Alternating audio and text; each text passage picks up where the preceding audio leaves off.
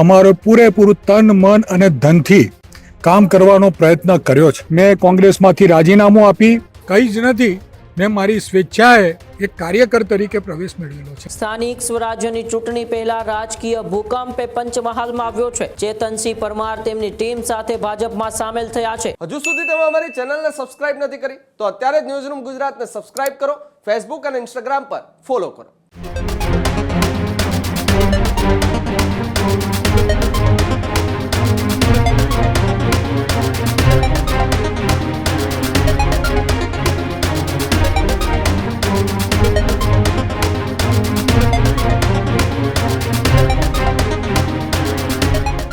સમાચારોમાં આગળ વાત કરીએ તો સ્થાનિક સ્વરાજ્યની ચૂંટણી જેમ જેમ નજીક આવતી દેખાય છે તેમ તેમ રાજ્યની અંદર પક્ષ પલટાનો દોર પણ એ શરૂ થયો છે। ત્યારે સમાચાર પંચમહાલથી સામે આવ્યા છે, જ્યાં પંચમહાલ જિલ્લામાં કોંગ્રેસને મોટો ઝટકો લાગ્યો છે। સ્થાનિક સ્વરાજ્યની ચૂંટણી પહેલા રાજકીય ભૂકંપે પંચમહાલમાં આવ્યો છે। જિલ્લા કોંગ્રેસ પ્રમુખ ચેતનસિંહ પરમારે પક્ષ પલટો કર્યો છે।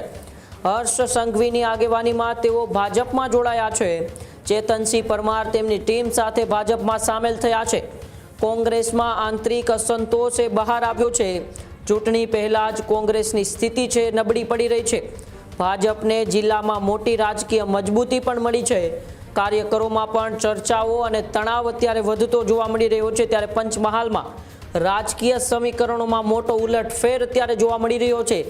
લગભગ 150 કાર્યકર્તાઓ સાથે તેમણે કોંગ્રેસને રામ રામ કરીને રાજ્યના નાયબ મુખ્યમંત્રી હર્ષ સંઘવી જ્યારે આજે પંચમહાલની એ મુલાકાતે હતા અને એ જ સમયે એ જનસભા પણ સંબોધી હતી અને આ જનસભામાં તેમણે કોંગ્રેસને મોટો ઝાટકો આપ્યો છે।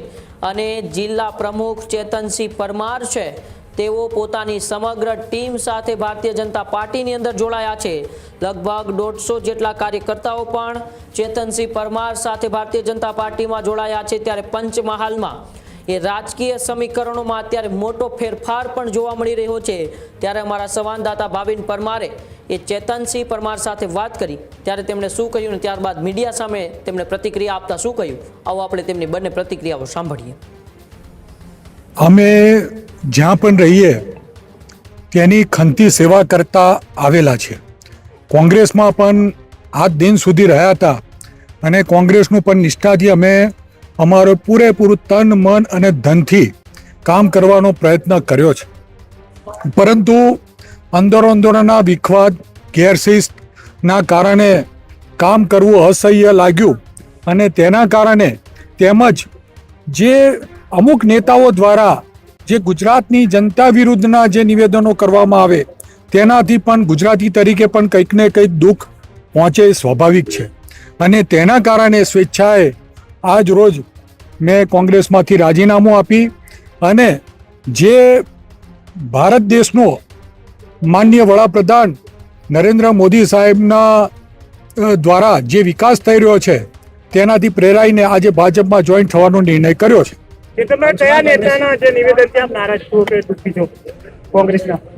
કોંગ્રેસના ખડગે સાહેબ બોલ્યા હતા કે ગુજરાતીઓ અભણ નહીં જેવા નિવેદનો કરે જેનાથી સમગ્ર ગુજરાતીઓને એનાથી દુઃખ થાય। ખાસ કરીને પંચમહાલ જિલ્લાની આવડી મોટી જવાબદારી કોંગ્રેસની હતી। પંચમહાલ કોંગ્રેસની ક્યાં નારાજગી અંદર જે ગેરશિસ્ત હતી અને એના કારણે આપણે ગમે તેટલી મહેનત કરીએ પણ પરિણામ તરફ ન જઈ શકીએ અને જો પરિણામ આપણે ન આપી શકીએ તો રહેવાનો મને કોઈ મતલબ લાગ્યો નહોતો। ભારતીય જનતા પાર્ટીમાં હવે જ્યારે જોઈન થઈ રહ્યા છો ત્યારે આગળનું તમારું શું વિઝન શું હશે? ભારતીય જનતા પાર્ટીમાં હું આજે જોઈન થઉં છું। મેં 40-50 વર્ષ સુધી કોંગ્રેસની સેવા કરી છે અને તે જ રીતે હું આજથી હવે ભાજપનો આ મરણ સુધી હું ભાજપનો એક અદના કાર્યકર તરીકે સેવા કરવાનો મારો સંકલ્પ જાહેર કરું છું। મને કોઈ પદની લાલસા નથી, મને કોઈ દાબ દબાણ ધાક ધમકી નથી। મેં મારે સ્વેચ્છાએ આ પક્ષમાં પ્રવેશ કર્યો છે અને મને કોઈ પદની કે કોઈ પણ પ્રકારની લાલસા નથી। પંચમહાલનું કોંગ્રેસનું ભવિષ્ય હવે એ બાબતમાં તો મેં અત્યારે છોડ્યું છે એટલે હું એ બાબતમાં કશું કહી શકું નહીં। કોઈ કમિટમેન્ટ થયું છે ભાજપ તરફથી? બિલકુલ નહીં, મારે કોઈ કમિટમેન્ટ મેં કર્યું નથી અને મારે કરવું નથી। હું એક સામાન્ય કાર્યકર તરીકે કામ કરવા માંગુ છું। પંચમહાલ જિલ્લા કોંગ્રેસ પ્રમુખ ચેતનસિંહ પરમાર આજરોજ કોંગ્રેસ છોડી અને ભાજપમાં જોડાયા છે ત્યારે આપણે એમની સાથે સીધી વાત કરીશું। આજરોજ તમે કોંગ્રેસ છોડી અને ભાજપમાં જોડાયા છે, શું કહેશો? મને આજ રોજ ગુજરાતના ડેપ્યુટી સીએમ હર્ષ સંઘવી સાહેબ બે આવકારી અને મને ભાજપમાં પ્રવેશ આપ્યો છે એ બદલ હું ભારતીય જનતા પાર્ટીનો આભાર વ્યક્ત કરું છું. છેલ્લા 50 વર્ષથી તમે કોંગ્રેસમાં અચાનક આજે કોંગ્રેસ છોડી અને ભાજપમાં જોડાયા એનું વિશેષ કારણ?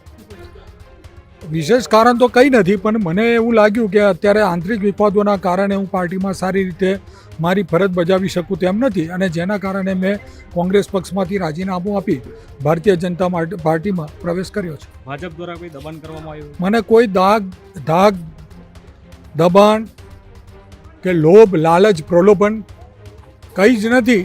મેં મારી સ્વેચ્છાએ એક કાર્યકર તરીકે પ્રવેશ મેળવેલો છે. તમને કોઈ જવાબદારી આપવાની કે કોઈ મારે કમિટમેન્ટ મેં માગ્યું નથી, અને એવા કમિટમેન્ટની મારે કોઈ વાત મેં કરી નથી કોઈની જોડે. કોંગ્રેસ નેતાઓના કેવા નિવેદનથી તમે નારાજ છો? ગુજરાતીઓ માટેના જે નિવેદન હતા કે ભાઈ અભણ ગુજરાતના લોકો અભણ હોય ને આવા તેવા જે નિવેદનો હતા એનાથી થોડી લાગણી દુભાયેલી. તો આ હતા જિલ્લા કોંગ્રેસ પ્રમુખ ચેતનસિંહ પરમાર. તેમની સાથે આપણે વાત કરી જે છેલ્લા 50 વર્ષથી કોંગ્રેસમાં હતા, જિલ્લા કોંગ્રેસ પ્રમુખની જવાબદારી હતી અને આજરોજ કોંગ્રેસ છોડી અને નાયબ મુખ્યમંત્રી હર્ષ સંઘવીના હસ્તે ભાજપમાં કેસરીઓ ધારણ કર્યો છે. News room Bhavin Parmar, Panchmahal. હજુ સુધી તમે અમારી ચેનલને સબસ્ક્રાઇબ નથી કરી તો અત્યારે જ ન્યૂઝ રૂમ ગુજરાતને સબસ્ક્રાઇબ કરો, ફેસબુક અને ઇન્સ્ટાગ્રામ પર ફોલો કરો.